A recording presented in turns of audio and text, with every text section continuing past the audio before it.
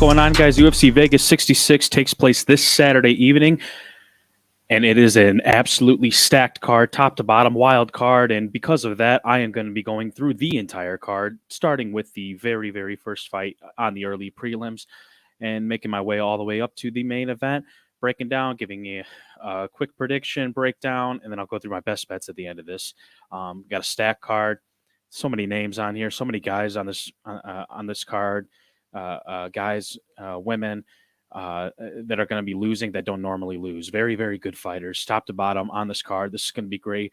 And let's get to it right here, right at it with Sergey Morosov versus Journeyman Newsome. And I say Journeyman Newsome, I don't, no shot at him. It is what it is. He's 10-3. He is, he is 33. And I just feel that he is, he's got a lot of, he's small for this division. He's got some heat in his hands. He does hit hard. Morozov is a little bit chinny, it seems like. He has been dropped. I've seen him get dropped in a fight before. What fight was it? It wasn't his last fight. He demolished, or I shouldn't say demolished Raul Pavia, because Pavia did start to come back in the third round. Morozov looked like he started to wear down, but against Douglas Silva de Andrade, he got hit pretty hard, but he really only loses to very good fighters. He got subbed by de Andrade, and he got subbed by Umar Nurmagomedov. So those are, I believe, his only two losses in the UFC. There his only two losses really in a while. He lost to Mavzar Evlaev, and who's a very good fighter himself. Lost to him by third round submission. He is, these are before that. His last loss was 2016. So he's a good fighter. I think he's going to come at him at Journey Newsome with a lot of pressure. I think he's going to eventually just make his way to the ground with Newsome. Newsome's a little bit small for this division, and it is bantamweight. And yes, he is a little bit small for bantamweight.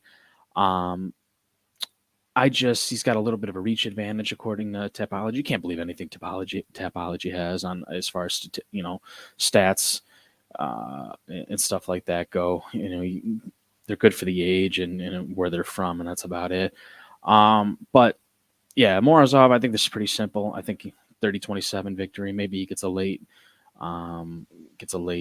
finish, but I don't think he's had a finish in his UFC career. So he doesn't really get a whole lot of finishes. Honestly, he's got 8 TKOs, 7 decisions, three submissions. So 11 finishes, 7 decisions. I think 30-27. Maybe Newsome will have a moment in the first round where he hurts Morozov, or it looks like he is, but I think Morozov will overcome whatever Journey Newsome brings to and throws at him, and should cruise his way to victory. So we're going to go with Sergey Morozov by decision. Moving on up the card, David Dvorak and Manel Kape. Earlier in the week, if you would have asked me who I had, I would have said Manel Kape right off the bat. I would have probably said Manel Kape by knockout, first round knockout, and that is still possible. But I don't. After I've been watching a little bit more David Dvorak, and he can beat you in a couple of different ways. I think he might be the dog of the week. No, not to spoil any best bets, but he could be. He opened. Let's see, plus 200. Open plus 200, I believe. Let's see here. DraftKings odds by DraftKings, by the way. Let's see here. UFC David Dvorak plus 205 on DraftKings. So it's gone up a little bit. So, man, I look at, I've been looking at some of his fights, and I haven't been able to obviously watch everything, but I've seen a little bit. I watched his last fight with Mateus Nicolau. He lost that fight. Mateus Nicolau is a very good fighter. But before that, he's got 8 TKOs, knockouts, and 8 submissions in his 20 victories. So, this guy can beat you standing and on the ground. Manel Kape, he hits hard. He's got lightning hands. He's got he hits. He knocked out Odie Osborne with a flying knee last summer. Not this past summer, but in 2021, that was awesome. Knocked out Zalgas Ismagulov in the first round. And I mean, those are two solid fighters. He lost to Mateus Nicolau as well. That was a split decision. And I lost to Alexandre Pantoja. I mean, and Pantoja could very well be the next champion in flyweight. So, I mean, this guy does not lose to scrubs. He's lost to very good competition, and he's beaten some very good competition. Zalgas and Odie are both solid fighters themselves. So, yeah, I mean, I don't blame anybody wanting to take Manel Kape even by finish, because that's what I would have said in the beginning of the week. But I think David Dvorak I think he's going to do something here. I don't know what. I think he's going to be able to get to, he's going to be able to have a little success on the feet, and I think he might be able to find the back of Manel Kape at some point. We'll go with David Dvorak. We'll say by submission, second round, plus 205. Why not? They're both ranked, both very good. Dvorak's a little bit higher in the rankings. About the same age, 30 and 29, about the same height, same reach, according to topology. Again, going to have to do more research on that. We'll find out of the weigh-ins and everything, maybe final numbers. Moving on. Up the card, Bryan Battle versus Rinat Fakhretdinov.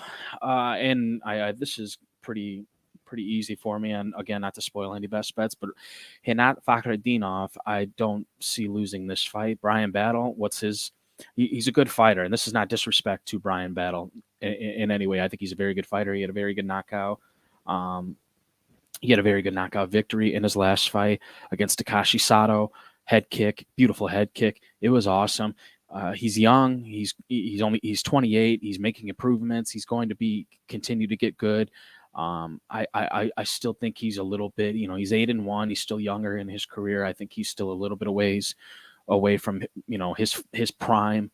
Right now, I think he's taking this fight on short notice too. I don't like that. This is not the kind of guy you want to take a fight on short notice against, especially when your kind of kryptonite is your takedown defense. It's not the greatest. You could be taken down, and this is the kind of guy that is just going to spam you with takedowns, and he's going to get them.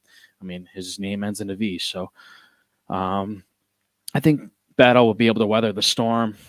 I think he'll be able to kind of, he's long.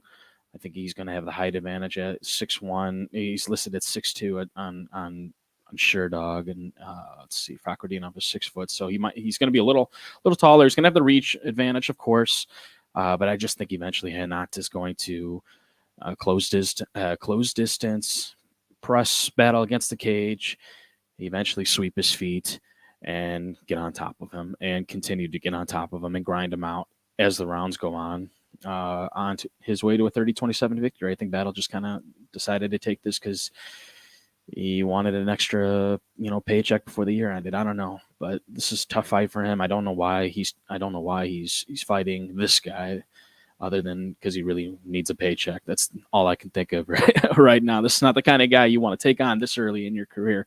Guy's 20-2. Moving on up the card, another great fight. Another fight of the night potential here. Well, maybe not, depending on how long it goes. Maheshate versus Rafa Garcia. This is a tough one. This is a coin flip. Rafa Garcia is so he did move. So he did open as the underdog. He has now moved to a slight favorite, -120. I believe he's also still a -120. -135 actually on DraftKings right now. So I think I like Maheshate, and I think he's going to have the faster hands. I think he's going to be able to throw his combinations faster. He's got the Muay Thai style. He's going to have the edge on the stand up. But Rafa Garcia's got a good stand up game too. It's not bad, and where he's going to, I shouldn't say it's good. It's nowhere near Maheshate's, but it's not really going to matter because I think Rafa Garcia might be able to get this to the mat. And if he does, I don't know how Maheshate's, I've seen some of his old other fights. It's hard to judge, though, because he's so young. He just turned 23. He's going to be making rapid improvements, every single fight. So, I mean, I'm looking at fights 4, 5, 6 fights ago, when he was 20, 21, and it's like, well, what the hell? He might have made improvements here when he got taken down and kept on his back. He's got 1 loss. He hasn't been finished. He coming off a big knockout against Steve Garcia, who's a very good fighter himself, knocked him out in the first round. He decided to trade shots with him, and he was quick. He was crisp. It hit him with the hook, and boom, put him right out. And I believe it was a hook. I'd have to double check on it again. I forgot. But yeah, this is a tough one. Rafa Garcia has more ways to. I shouldn't say more ways to win, but I think if he can weather the storm of whatever the hard power that Maheshate is going to come with, I think that he can be able to get this down to the mat and maybe sub him. I think that would be something to look at in this fight. This is not something that I'm going to bet on. This is going to be a tough fight. I mean, this is a tough fight for either one of these guys. They're both good. They're both young. I mean, Garcia is probably closer to his prime than Maheshate is, obviously at 23. But he's only 28 himself, so Rafa Garcia is good. He's coming off a loss. Let me just double check on that.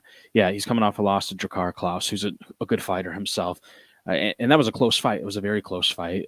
You can arguably say that. I mean, Drakkar Klaus said that was one of the hardest fights of his career, one of the toughest opponents he's ever faced. So, this is a real deal. It's a tough fight, good fight.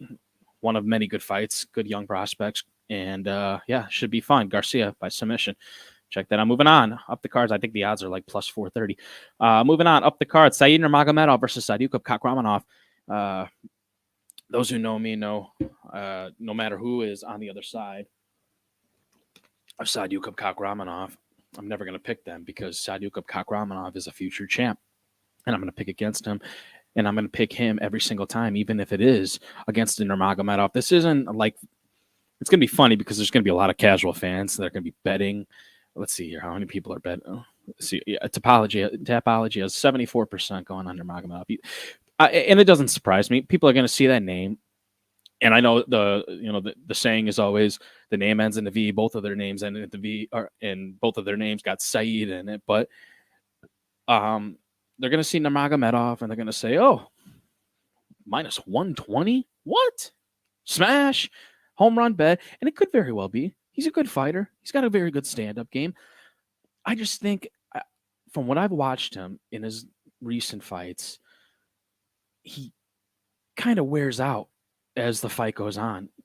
He doesn't have that same Dagestani stamina as the other guys. He kind of reminds me of Magomed Ankalaev. But even not as good. He's good, but I mean, the 2 losses will show you. I mean, those guys don't lose. The best ones do not lose, and this guy lost 2 decisions. It wasn't fluky knockouts. I mean, Hani Barcelos just basically wrestled him down to a decision, and I think that's what Saidyokub Kakramanov is going to do. I think Saidyokub's got good stand-up. It's not great, but it's solid, and I think he's improving. He's young. He just turned 27. He absolutely dismantled Ronnie Lawrence, pillar to post, start to finish. That was insane. He completely won me over there. He finished Trevin Jones. Not a great fighter, but he's not terrible. The Ronnie Lawrence fight, who was a damn good fighter, coming on the ATT. I know you can say what you want about AT&T, but it's still a good place, and this guy is a damn good fighter. And Saidyokub made him look like an amateur, a complete amateur. You would have thought that it could have been any one of us watching that fight in there. It wouldn't have made we could have done better. I mean, that's how bad he beat him. And I don't think he's going to do that here to Said Nurmagomedov, but I think maybe not in the first round. Said might have some early success on the feet, but I think Kakramanov's pace and his pressure – just constantly, his gas tank, he's not going to get tired. He's going to continue to go press forward, go at him repeatedly, takedown after takedown attempt, changing levels, throw a combo, change levels, and I think that's what he's going to do against Nurmagomedov and wear him out. I'd say as the second round goes on, the casual fans that bet on Nurmagomedov will start to realize they might have made a mistake. We're going to go with Kakramanov. We're going to go by decision. I don't think either one of these guys get finished. I look at I'd look at the going the distance prop if you want to bet something like that. Over 2.5 rounds is minus 180. It's not bad to even lay as a straight bet, but you can put that in a parlay. I think that's a very likely bet. I'd be surprised to see a finish. I guess I wouldn't say super surprised, but these are not guys. These guys are very, very good. These guys. These are not guys that you're gonna. These are not guys that are gonna get finished very often in their career. And I mean, neither one of them has. Saidyokub got knocked out by a flying knee by Felipe Vargas in 2019, so almost 4 years ago. That was that's the only finished amongst both of these guys. So I don't see a finish coming in this. I think we see two very good fighters and a very good, strong matchup. Saidyokub said it best on Twitter. He only fights the best guys. He's not out here to fight, bitches. He's out here to fight the best guys. Moving on up the card, Julian. Oh, well, that fight's just got canceled earlier today. We are going to cancel that. Moving on up the card, Jake Matthew Semelsberger.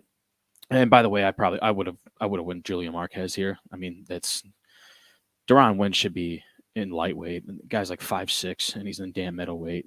Julian Marquez is 6'2". I mean, we saved a body.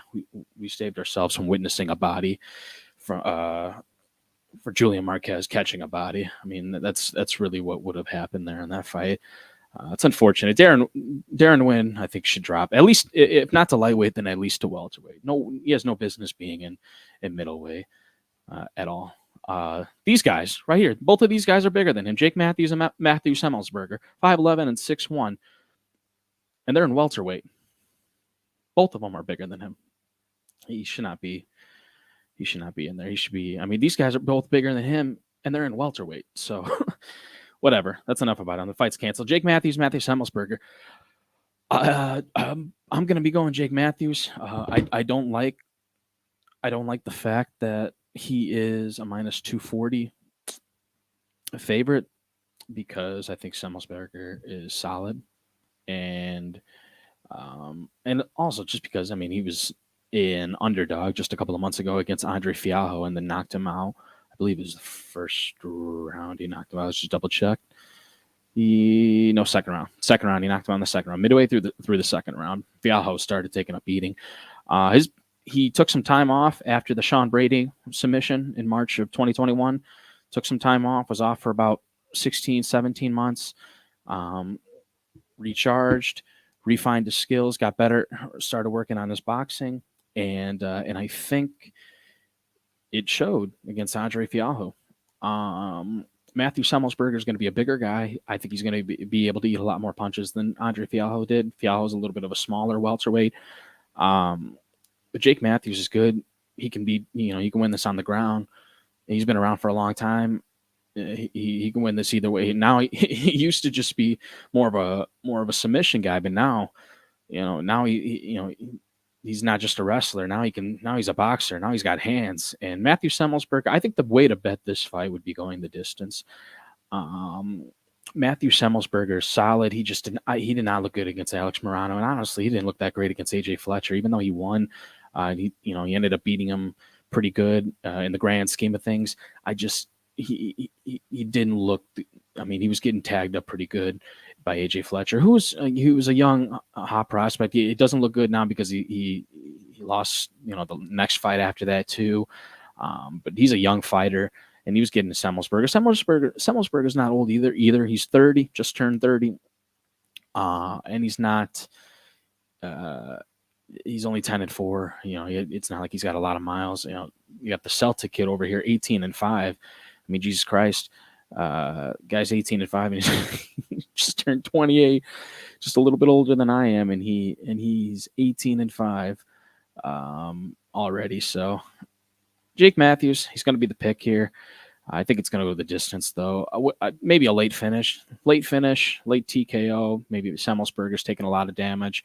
Jake Matthews really lays something on him in the third round. You know what? Fuck it. We're going to go Jake Matthews by knockout late in the third round. Yeah, I like that. Have to check what the odds are on that. Let's take quick. We're going to take quick.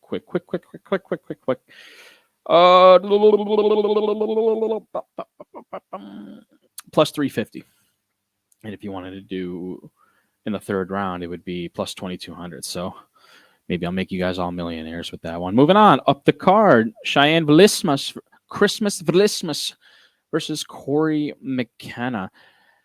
Yeah, pretty simple one here. Well, I shouldn't say simple one. Cheyenne Vlismas has heat in her hands, and she could very well knock out Corey McKenna. And I believe 56% 56% of people on Tapology are taking Corey McKenna. Yeah, I'm going to be kind of with that too. I think Corey is.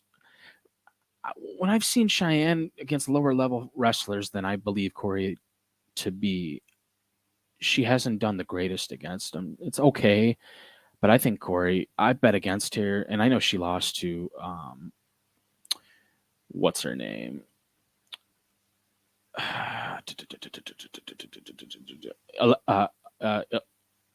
Elise Reed.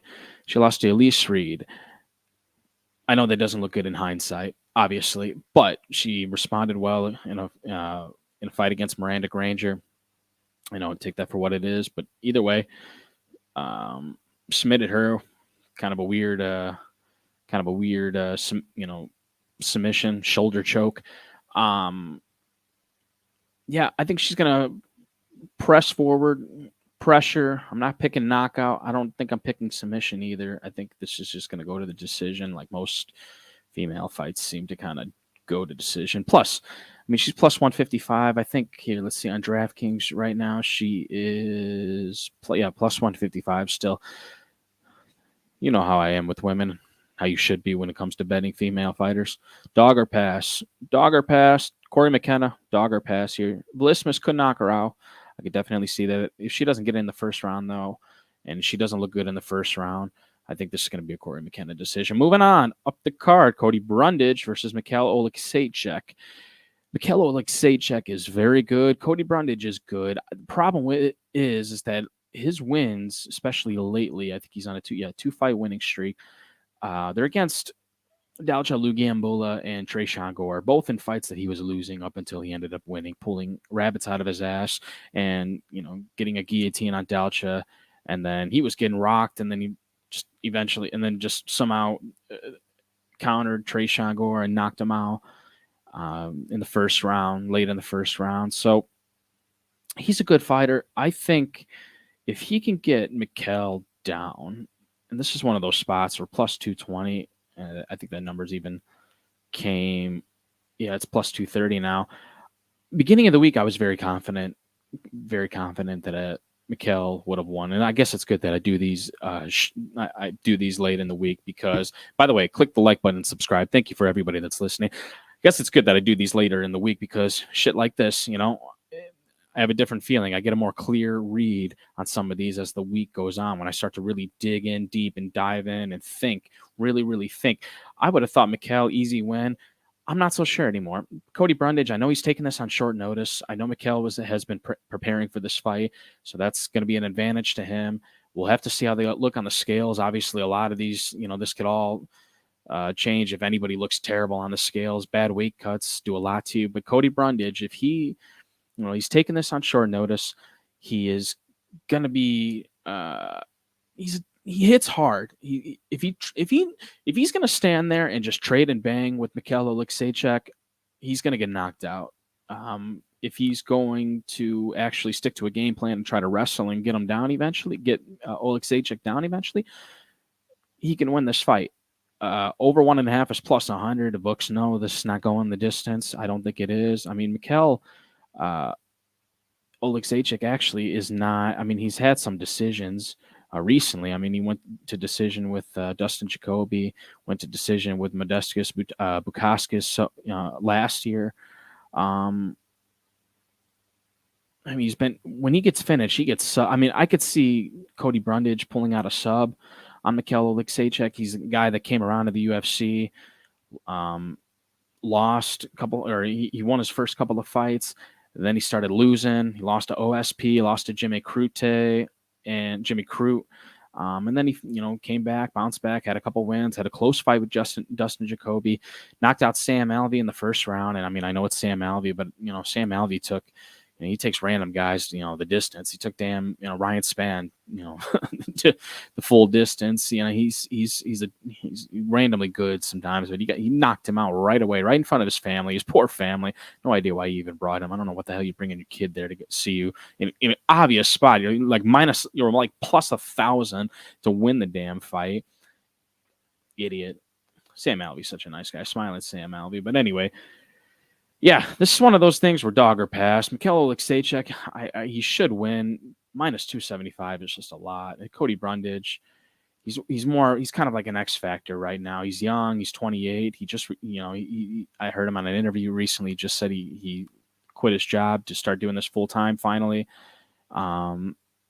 And yeah, I think this is, he said he has a kid on the way. So this could just be one of those instances where he's trying to get a check, before the end of the year, before tax season. Like I said, because of those reasons I just stated. And that could possibly be the case, but I don't think that's the case here. I don't know. Dog or pass here. I'm going to go ahead and take Cody Brundage by submission. We're going to go with submission in the first round. If he doesn't get that instantly, I don't know. We'll have to see. We'll have to see as the fight goes on. We'll have to see if Oleksiejczuk is stuffing those takedowns. Because if he's not, it's going to be a long night for him, or a short one. Because if he gets put on his back, I think Brundage will finish him instantly. And I think Brundage can be put on his back without having to worry about Oleksiejczuk doing anything to him. There's just more ways to win for him. So this big of an underdog, more ways to win. You might as well roll with the dog. Moving on, up the card, Drew Dober, Bobby Green. This is a tough one. It's a real tough one. So many damn tough ones on here. So many fight of the night possibilities. Could be 10 fight of the nights on this card. Honestly, I love this card. I fucking love this card. Hyped. Drew Dober, Bobby Green, Bobby King Green. Drew Dober doesn't even have a damn nickname. He's just Drew Dober. It's like your neighbor. Just your next door neighbor. Looks like Zac Efron post-surgery. He's a great looking guy, honestly. 34. Looks like he's 17 still. It's crazy. He is a beast. He hits hard. He's 25-11. I mean, he's been around for a while. Bobby Green, 29-13 and 1. He's been around for a while. Bobby Green's a good fighter. Bobby Green, I think, beat Rafael Viziev last summer. I think he did. Bobby Green likes to hang around on the outside, showboat, get under your skin, and kind of, and that's kind of what costs him decisions, because he ends up not throwing enough. He puts on a show, but he kind of puts on a showboat more so than a clinic. Sometimes when he's focused and he's locked in, dialed in, he looks really good. Nasrat Haqparast, he looked really good against him. Al Quinta knocked him out, made him retired the man. The guy quit after they had tapped out the punches. So, I mean, Bobby Green is a damn good fighter. He really only loses to very good fighters. I mean, Francisco Trinaldo, Drakkar Klaus, Thiago Moises, Rafael Fiziev, Rashid Makhmedov, Dustin Poirier, Edson Barbosa. I mean, he really only loses. I mean, Tim Means, he loses to absolute fucking nightmares. So, yeah, he's got 13 losses, but I mean, these are all to Islam Makhachev. I mean, all of his losses are to the best fighters, and he's lost to, what is that? Fiziev, Islam, Poirier. That's three. What is that? 3 top 7 lightweights right now. He's the gatekeeper. He's the Neil Magny of this division. Drew Dober is like the white Neil Magny of this division. But I think Drew Dober might be taking a step forward here. I think Bobby Green is taking a slight step backward. I think he'll still be around. He'll still have a couple more fights left in him. I think he's still a good fighter, but I think Drew Dober, he has more ways to win this. I think he can knock Bobby Green out. I don't like to bet, usually I like to bet the straight puncher guy more so than a loopy puncher guy, and the straight puncher here is Bobby Green, and the loopy guy here is Drew Dober. He's kind of like Michael Chandler in a way with those loopy punches, like Dustin Poirier said. if you would have had straight punches on me, you probably would have put me out, but he was looping them, and you just don't have the same power when you loop. You think you do, but you don't. Drew Dober does have power, though. If he sticks to the game plan of wrestling, I think that he can get this down to the mat eventually. And I think I don't know if anyone's going to get a finish here. I think this could be another fight of the night. This is going to be a great fight. What's everybody saying on Topology? 66% Drew Dober. I kind of got to agree with that. I think Drew Dober is going to get this done by submission. Let's say it's second round submission after they just completely go at it, and the first round and a half.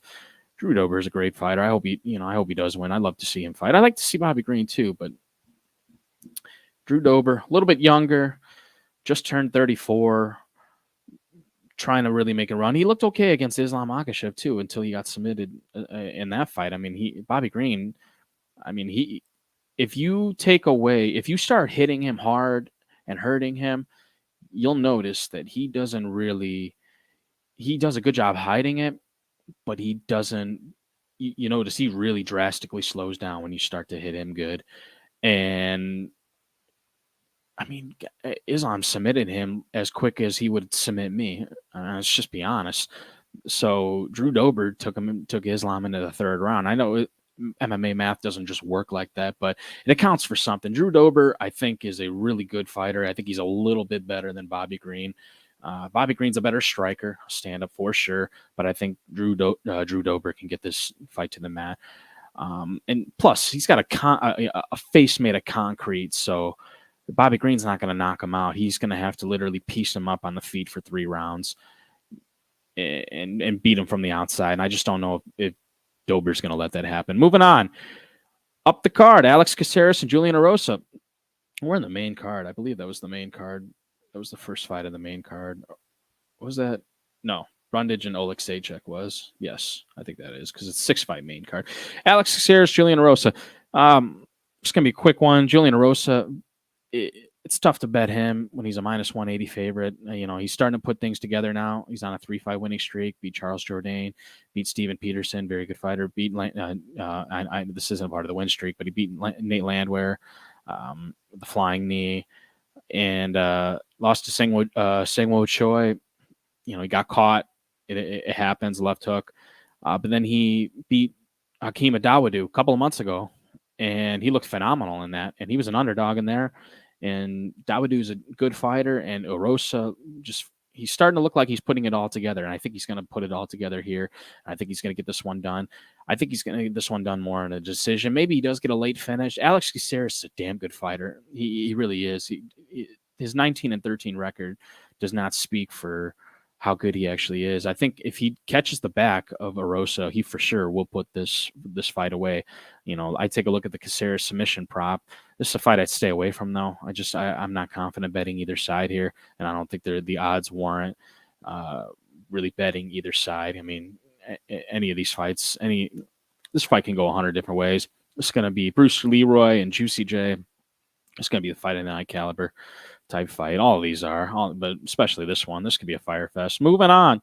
Up the card, Amir Albazi versus Alessandro Costa. Alessandro Costa, I think, is okay. At first, I was going to call this just an absolute demolishing for Amir Albazi. Beginning of the week, I was just like, oh, yeah.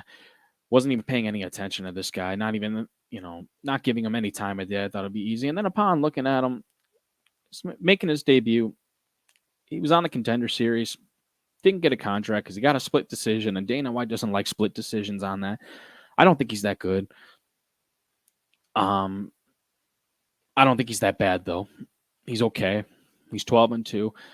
Amir Albazi, though, I think is going to do what I originally thought he was going to do, and I think he's in a different stratosphere right now. I don't even understand really this fight other than Alessandro just, hey, Dana saying, "Hey, Alessandro, you want to make your debut? Yeah, you want to fight? Yeah, come on over. Got Amir Albazi waiting for you."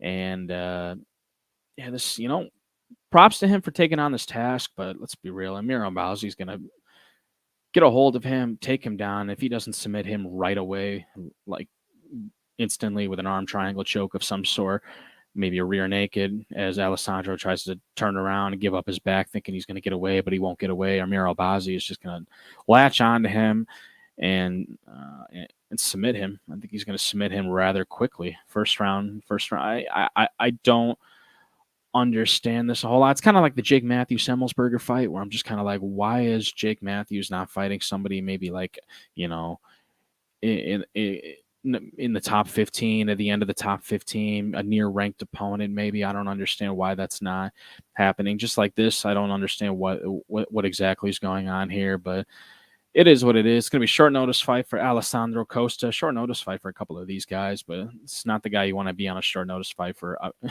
Amir Albazi. Poor Alessandro Costa. It's going to be his debut, and it's going to be his farewell in the UFC. Moving on, up the card, at least for now. Arman Tsarukyan versus Damir Ismagulov. This is fucking hardcore MMA fan porn right here. I fucking love this fight, but it also angers me because it's just another reminder of how little movement and how many prima donnas are in the lightweight division. Because Arman Tsarukyan has now had to face guys like Islam Makhachev. He is now, he's been in the UFC. He has had now 1, 2, 3, 4, 5, 6, 7 fights. He has now had to face Islam Makhachev, Davy Ramos, Matt Frevola, Joel Alvarez, Christos Giagos. I know he's probably, what was it? It was 2021. It was probably old ass Giagos. He's nothing special there, but he's a solid fighter. And Mateusz Gamrot. He has now faced Gamrot, Joel Alvarez, Davy Ramos, and Islam Makhachev in his UFC. And Matt Frevola, who I don't believe has lost since that loss. I know he lost to Terrence McKinney, who's another damn good fighter. Arman Tsarukyan only fights killers, and here he is fighting Damir Ismagulov after a loss to Mateusz Gamrot, in which many people thought he won. Yeah, he's a beast. The reason why this is easy is because this is a 3-round fight, and I think Arman Tsarukyan is going to be able to overwhelm Damir. I can't even believe I'm saying that. It's Damir Ismagulov, for crying out loud. The guy hasn't lost a fucking fight in like a decade. This is such a tough fight. It's such a tough fight. Minus 170, I believe he is a little bit higher than that right now. Let me just double check on that.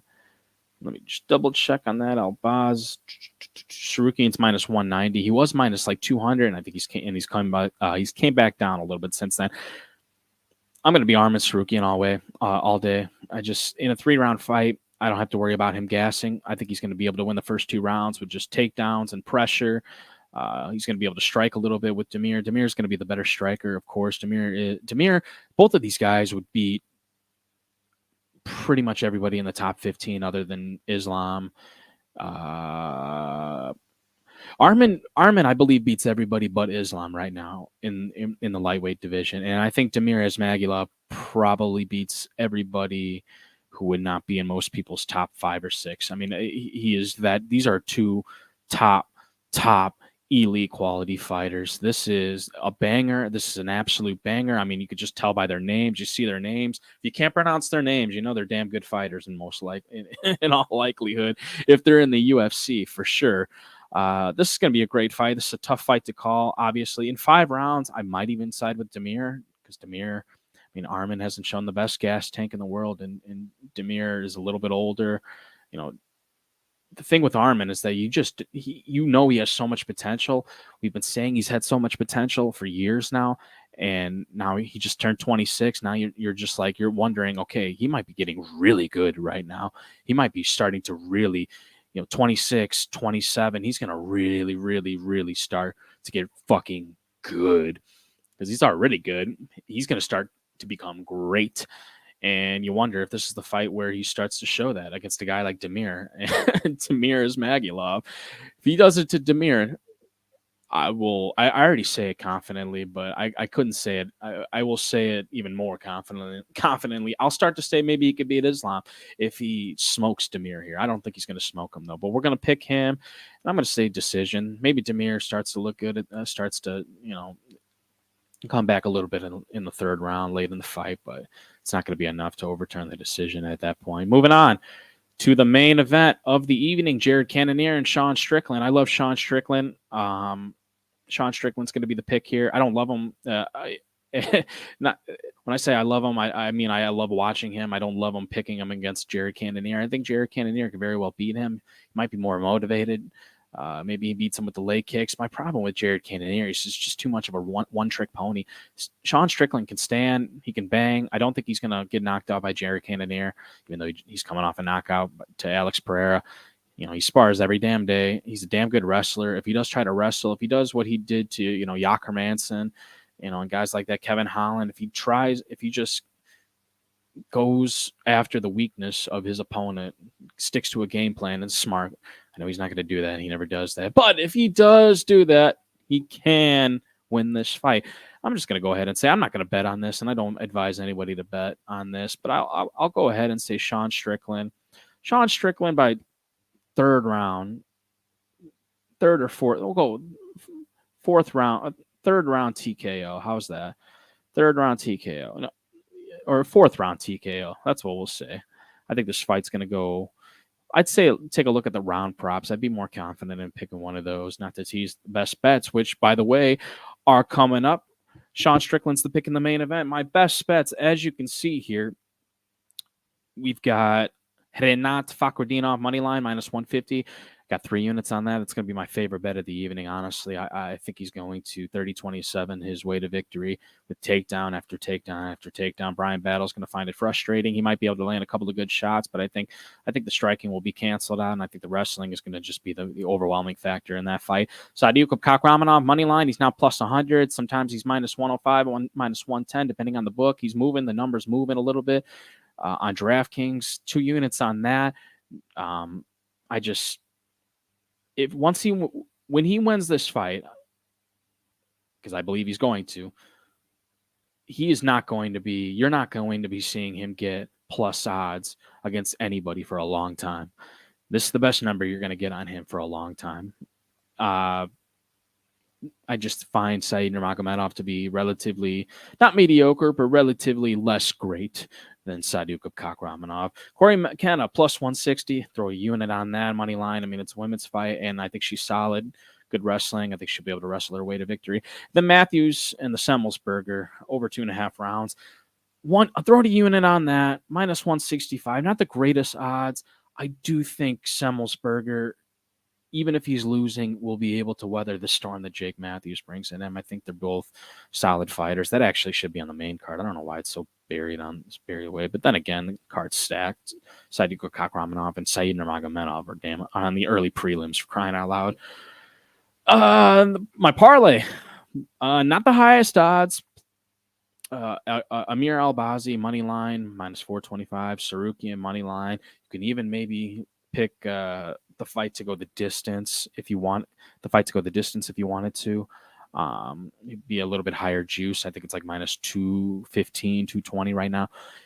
That'll obviously make that. I'll take take your parlay down a little bit, but I'm just saying something.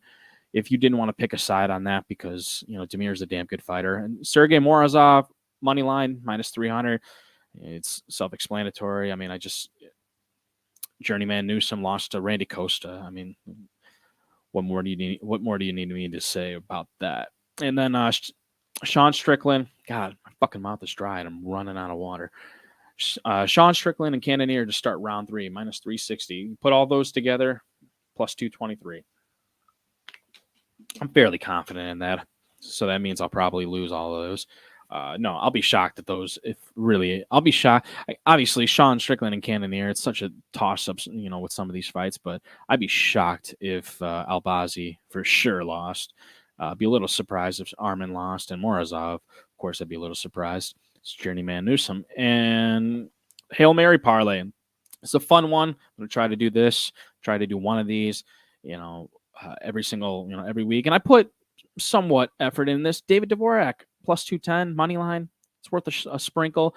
Parlay that with Rafa Garcia by sub, plus 425. You could do this exact parlay and then just insert Maheshate money line in this instead. It's still a pretty high high odd value, obviously. But Garcia by sub, I could see something like that, getting him to the ground and then gets maybe past his guard and gets him in the triangle choke. Kind of overwhelms the young prospect, the young 23-year-old Lion. And the Corey McKenna money line plus 160. I mean, she's a best bet, but screw it. Throw her in the Hail Mary because we're throwing Cody Brundage in there. I think he's worth a sprinkle on that. Yes, he's taking it on a short notice. Yes, it's kind of an odd matchup, but I think he can take, if he can get Mikhail Oleksiejczuk down, I think he could submit him. He just cannot get into a firefight, stand-up fest with him because he will get knocked out. That's the case. But these odds, you put these just 4 things together, plus 13,863. So for context, you place $10. That'll win you $1,386.30 on a return. It's pretty decent. That's me. That's what I do. I win. I make decent bets for the people. Thank you guys for listening so much. Click the like button. Click the like button and subscribe. I'm going to sound a whole lot better next time you hear me. I'm going to have a better microphone. I'm going to have a nice little backdrop. And it's going to be great. I'm going to be a whole year older because we're not going to have one of these cards for another month. January 14th, I believe, is the next card. So about a month from today is when we will next meet. It's sad. It is what it is. But I don't know. I guess I'll have football to get me by in the meantime. It's a great card, though, to end the year. It's been a great year.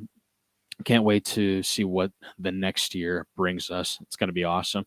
This card is great. Tune in. Do not miss. These are not the type of fights you want to miss. Thank you guys for listening. I hope you enjoyed. Click the like button and subscribe again. Now. All right. Thank you.